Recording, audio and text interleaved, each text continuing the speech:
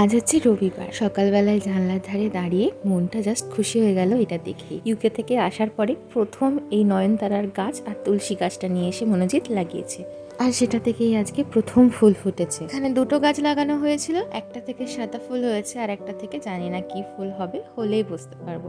আমাদের বাউন্ডারির বাইরে একটা সজনে গাছ আছে, আর এখানে হয়েছিল কিছু তেলাকুচি গাছ, সেখানে শুঁয়াপোকাতে পুরো ভরে গেছিল। আর ওই গাছের ফলগুলো পেকে লাল টুকটুকে হয়ে গেছে, দেখতে কি ভারী ভালো লাগছিল।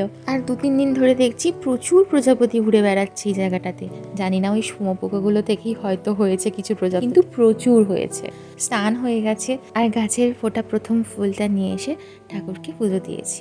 আজকেও আমাদের একটা ইনভাইটেশন আছে, তবে সেটার আর কোনো ব্লগ করব না।